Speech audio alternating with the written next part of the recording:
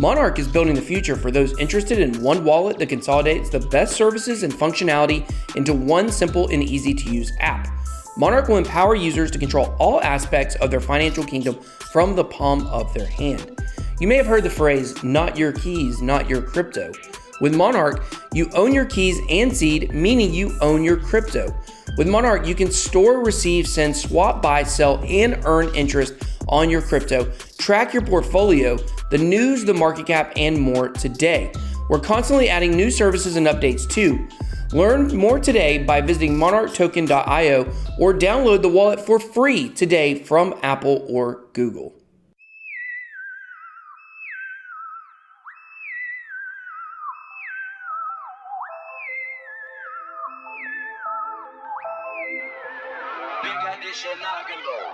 Hey everyone, welcome back to another episode of the Beards and Bitcoin's Crypto Podcast. It's a crypto podcast for the man's man and absolutely the women that love him. I'm joined by my co-host, Bitboy. Beautiful. Just look at that. And if you're watching the video, oh my goodness, this man doesn't have his hat on today. He is going all natural. Look at those bangs. I got a big announcement. All right. Well, seeing as how it's the beginning of the show, I think it's a perfect time for a big announcement. Let's see what you got. Big announcement. I'm leaving the podcast. Beers and Bitcoins is over, guys. That backfired on me. Right now, actually. No, Damn it, that backfired. Totally kidding. I'm getting rid of the hat. You guys know I've worn the hat for a long time. I'm getting rid of the hat. I'm going hair now. So you guys can expect to see all of my hairs. Oh, I can't wait to see how you're going to style it. Are you going to do your hair? Or are you just going to, what you going to do? I'm going to do it so hard. Ooh. You're going to never see hair that's going to look as good as this hair. I know. You have a good head of hair, and you've been keeping it hidden under backwards baseball hats. My secret weapon, Yeah. This is my secret weapon. So this hair right here. So I had some people tell me that, I probably should stop wearing the hat because it makes me look younger. Actually, several different people told me this over the last few days, and I've decided, you know what? I'm gonna do it. I'm excited. I'm excited to go on this journey with you, and I know that your loyal fan bases. My lawyer. There's a copyright issue with the hat, so. Oh, that's good. That's actually not true. That's not true at all. No. But what do you want to talk about? Are we going to talk about crypto conferences or conferences in general? What do you want to talk about? Let's talk about, I want to talk about conferences because I've been at LA's Crypto Invest Summit, CIS, over the last couple of days. And there were some really interesting dynamics going on that I wanted to talk about and thought would make for some interesting content for our listeners. Because I know a lot of our listeners, either they've been to a crypto conference and, maybe it met their expectations. Chances are it probably didn't. Maybe meeting people did, but the conference itself didn't.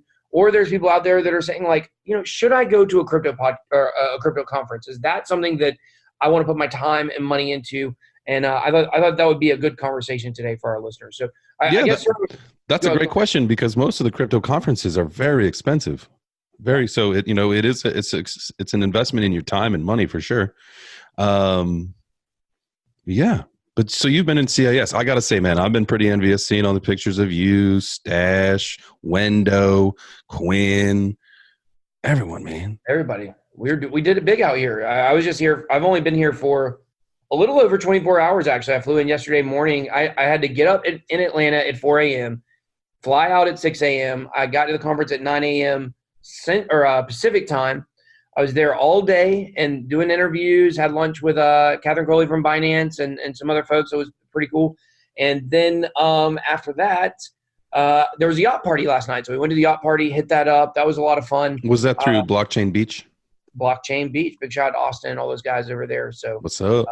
What's up? It was fun. And that brought up some more interesting issues that I'd like to talk about the yacht party and how that ties in to the crypto conferences. What about? And if we're going to talk about conferences, we've got to talk about what happened in Malta, Pumpkin Man. Pumpkin farmer. Well, funny enough, I was hanging out with his sister, Lisa Edwards, here at CIS with Craig Wright's sister. Oh, wow. Yeah, definitely very interesting hearing her perspective on things. But that, you know what it felt like? It felt like, did you see my tweet that I made about it? Yeah. Yeah. I think I commented on it. It felt like Stone Cold was going to come running out of the curtain behind the stage because it really felt like wrestling. It really did. I mean, for people the hype, the heckling, for people to see that, I mean, like at a conference, like, man, that is just a joke of the industry. For you, I mean, like, sorry, Tone, but obviously you're a joke, but with your hair, much unlike Bitboy, you've got great hair. But I mean, to see like Craig Wright and Tone just like shouting back at each other, and then the lady in the crowd yelling, "The Pumpkin Man, Farmer Man, whatever." Like, Yeah. that's just apparently she's that's crazy bizarre. too. Well, yeah. Apparently somebody was digging up some stuff on her, and like I think she's been arrested for some kind of scam. Or well, look, this is all hearsay. I don't know anything, I don't even know her name, but I'm just saying that was some stuff people were digging up on Twitter, saying she had some tweets saying like to kill the Pope or something like that. So, Whoa. yeah, like crazy, So I don't know. It's very interesting. Obviously, Tone set that question up. I mean, he kind of set all that in motion there. But we all know Craig Wright's not Satoshi. I mean, we all know. Like, I don't even feel like at this point it even needs to be said. Wasn't it the day before they were sitting on a panel together and he was wearing the shirt and like they joked around, like, whatever. Well, here's the thing though. I think this is what a lot of people don't. A lot of people don't get about crypto and really anything in life. This goes to anything. If you and I have a disagreement on something and we vehemently disagree with it, okay? Like let's take for instance, let's say politics is very easy because everything is so polarized in politics, okay? If I believe abortion is wrong and you believe that abortion is a woman's choice and it should be legal, whatever that is, and we are at a rally. Let's say we're at a rally, like it's either an anti-abortion rally or an abortion, whatever it is, and we're on either side. Like we're going to be like probably like violent to each other. Like we see that in politics. Like people get so angry at each other about things like that. Mm-hmm. But if we didn't know that's the perspective we were coming from, and we like sat down and just started like, let's say we got sat next to each other in a plane, and we didn't know that difference between us, we'd probably get along and be just fine because everybody is just people. We're all people. We all have different viewpoints on everything. And because I can sit on a stage with someone and vehemently disagree with them on something, that doesn't mean that later on I see them at a party and I'm going to be like, that mother, I ain't going to say nothing to him. You're nice to people, you're cordial, and things like that. If it was an absolute, if people were getting hurt like by someone that was outright scamming people, which you could make that argument with Craig Wright, but I mean, how is Craig Wright really scamming people? He's kind of scamming the whole crypto community in a sense, but he's mentally scamming them. Yes. Yeah, I agree. He's not literally saying, exit scamming or taking money from people or anything like that. He's kind of just trying to pull a ruse on the whole world. But, I think we just forget that. I saw those pictures and it didn't surprise me. Like you can be on stage and totally disagree with people, but at the end of the day, you're at a party together, you're nice to people, you take a picture or whatever. It's not a big deal to me. Not a big deal. Not a big deal. So, all right, talk to me about CIS. What's up? Okay. So this is very interesting. There were not nearly as many people here this year as there were last year. And last year, I didn't get to come, and so I FOMO'd and just sat at home watching all the pictures and all the videos and the speakers. I was like, man, that's a poppin' conference. So when they asked me to come this year, I was like, man, that's really cool. Like, I'm very glad to go. And I got there to the conference, and I found my booth, and I was like, oh, man, it must be time change. It must not start till like 12 or something. Like no one there, like wow, no ghost town. And so then I realized like, no, the conference is going on right now. Wow. Do you know what they were charging people to get in? I do not know. Cause as you guys know, I'm a big time crypto celebrity. I don't pay for anything. I do get media passes, to go to events and things like that. But, I don't know what people pay for. Yeah. I know World CryptoCon is very expensive. But that's one of those things when it comes to what people pay for tickets that's really, I think, determining, a lot of people not coming. And I think it's very interesting. What is your opinion on conferences? I mean, my opinion probably is multi-layered. I mean, from an attendee to I've been to probably over 100 conferences in my life, and they were all weird and different in their own regard. For me, it's a good time to connect with the people that I know, because if I'm there, it's for whatever industry, whether it's in my daily work or if it's in crypto. I mean, I'm there with people that I've been either working with or hanging out with for a long time. So it's always a good place to connect with people that I don't get to see very often, that I've got common interest with. And so I enjoy that aspect. I'm the social guy. Like, I'd like to go out just like you are, I like to go out party time. Yeah. I like to go have fun with the crew and the people that you only get to see a few times a year. For me, it's a good time. And I enjoy that. I don't particularly care. Yeah, baby. I don't really care for, now I should say this carefully. I don't attend many sessions. I have, I have attended sessions. It has to really pique my interest for me to want to sit there or be, a good speaker. But I mean, all in all, long story short, yeah, I enjoy conferences. What's the best thing you ever got out of a conference? I mean, besides business? That's a good question. That is a good question. The best thing I ever got out of a conference, is business. Oh, it is? Make that cheddar. Oh. Yeah. So that was a loaded question that went over my head for just a second. The best thing that I ever 30 seconds. Okay. Yeah. Well, I figured it out. You didn't have to say anything, but so the best thing that I ever got in a conference was linking up with you, meeting you in Chicago at the Voices of Blockchain 2018. Yeah. Wow. Yeah. We're almost in 2020. I've known you for a while. That's something I want to bring up because obviously we met at that conference. I had lost some stickers. Somebody stole a bag from me, and you met me at that time. And who would have known that all these, podcasts later, we'd still be looking for that bag. But the thing is that was like an absolutely huge destiny meeting right there. We were at that conference at the same, because if it was not for that conference, I don't even know if we'd ever meet each other in real life. No, absolutely. And I didn't even, it was funny. I was just, I was working for the exchange that I used to work for at that time. And I happened to just be in Chicago. And I think I was scheduled to leave like on that Friday. But then my mom's like, hey, stick around. There's a blockchain crypto conference happening at Navy Pier. Would you go with me? I was like, yeah, 100%. Because she was getting into Bitcoin and crypto at that time. So I was like, yeah, Mom, of course. Like, that's my life right now. You're interested? Let's go. So I changed my flight, and my brother and my mom and I spent the weekend, but met you there. So I wasn't even. I never knew that part of the story. I wasn't even supposed to go, and at the last minute, I stuck around in town, man. So that was just our love story just gets deeper all the time. Listen, I mean, it's like when Seth MacFarlane overslept and didn't get on his 9/11 plane. It changed his whole life. Huh. Did you know that story? I don't think I did. Do you know who Seth MacFarlane is? Yeah. Of course I do. What do you think I live under a rock? I don't know. I mean, I don't know. I don't watch Family Guy. I mean, I used to when I was younger, but I don't watch it, but I do know who he is. So it was good. Well, he was supposed to be on one of the 9/11 planes. Dang. On the way to New York. Yeah, him and I think Mark Wahlberg also was supposed to be on one. Oh, and wow. Could you imagine losing Marky Mark? I mean, the Funky Bunch is already gone, I think, but not Marky Mark. Not Marky Mark. I mean, he's cool. He's done some great movies. Thank God for that. I guess his family likes he lived too, but Seth MacFarlane, he overslept, and then he still got there. He missed it by like 10 minutes.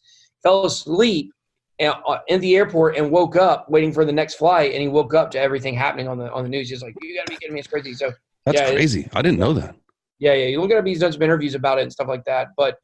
The whole point is that, it was a destiny meeting for us, and we made it. Sure was. We made it happen, and now look at all the things that have happened from that conference. Now, granted, as I mentioned, I get, and I know you do, like we get passes to conferences, so we don't have to pay the amount that other people are paying.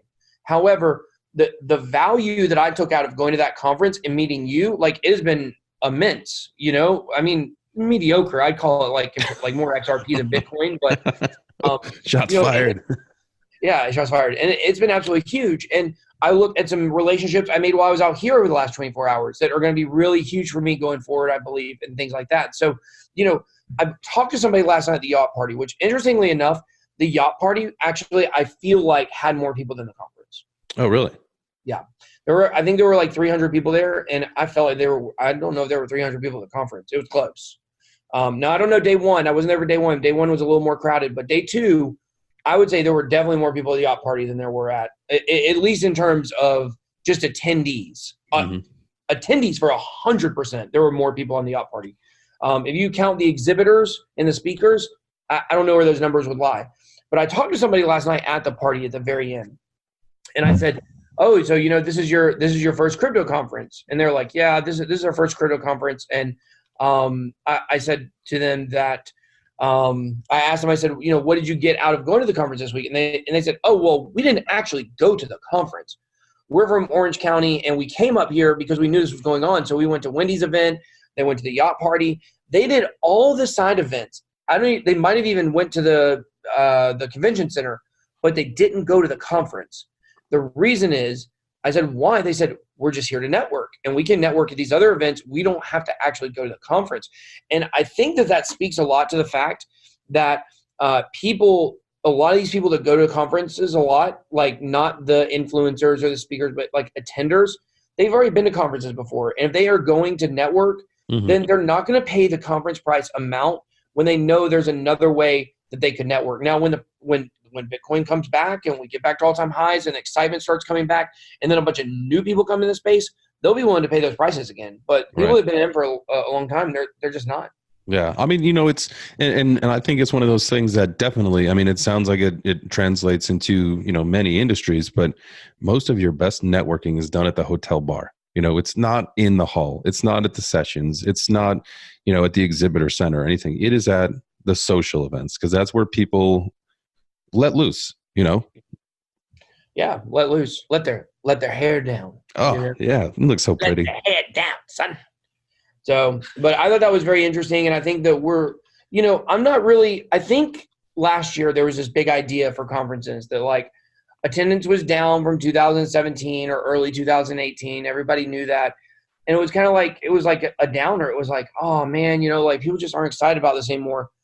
Like now, we're numb to that. I think. I think we're numb to the fact that there's just not interest. Like it doesn't even move the meter anymore. Like, oh, there weren't as many people at the conference this year as there were last year. No one is surprised. Yeah, I think it could be. It's like you said, what are the events that surround the conference? Is that enough to get me to go?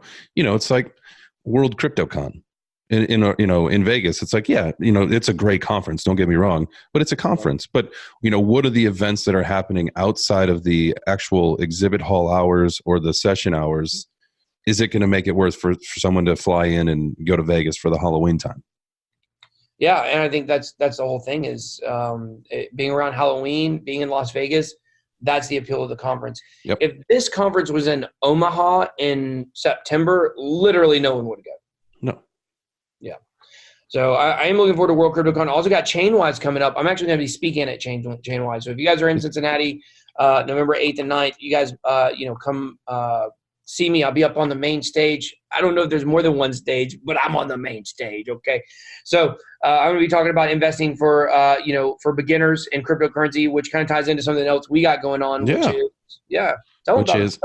Well, just recently we updated the Beards and Bitcoins website. You can find that beardsandbitcoins.com.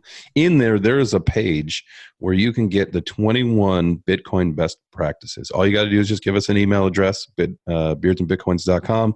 Click on that page, and you'll get an email to you in the PDF. It'll have the 21 best practices in the Bitcoin industry. Things you got to learn. There's beginner stuff. There's intermediary, and then we'll have advanced stuff. And in the months ahead, another announcement. Maybe we already actually talked about this. I don't know, but we'll do video modules to go along with the best practices guide. So stay on the lookout. Be on the lookout for that. Look out for that, son. And I think the price will be like maybe barely over $1 a module that we'll have for those. So it'd be very, very cheap for sure. So, I definitely think that, trying to bring new people in is something we're really focused on. And I think that, being able to give out these 21 best Bitcoin practices to people that are newer or intermediate, to crypto, I think is definitely going to be a good thing that I think we're going to be able to add value to our listeners. Yeah, absolutely. Absolutely. Yeah. I'm looking forward to it. It's going to be fun. Gonna be fun. Maybe we'll be like sitting at a news desk in suits. I'll be like the Ron Burgundy man. Oh yeah, we could do that. That would be a lot of fun. Definitely a lot of fun. Also got to talk while I was here at the yacht party. Talked a good bit with Crypto Beatles. And is this my shirt here? It is. Check out this hoodie I got. You guys are watching the video. Oh yeah. Look at that front and back Monarch. Big shout out to Monarch Token, monarchtoken.io. for sponsoring the show. So where's my hoodie? Sit this behind me if you don't mind real quick. Where's my hoodie? Look at this. Oh, I have two Binance hoodies on the way, one from Real Binance and one from Binance.us. So you guys will be seeing me in a Binance hoodie soon. Cool. Don't forget about the little people. Yeah, I'm going to give you one of them. I'll give you the Binance.com. Oof. But definitely talked to Beatles a lot about Monarch last night, and there's some big stuff coming to Monarch. I talked to him about some issues that I've had with the wallet in terms of ways that we can get people to download it and use it faster rather than having to do bad practices like screenshot your seed phrase and things like that. He said they got some big things coming to Monarch that are hopefully going to make a lot of that easier. So big shout out to Beatles and Monarch. So Cool. Definitely thank them for sponsoring the show. Awesome. Yes. Thank you, Beatles. Thank you, Monarch. Thanks for listening. Yeah, that's it, guys. That's all we got for today. We will talk to you guys next week. Catch you next time. Peace.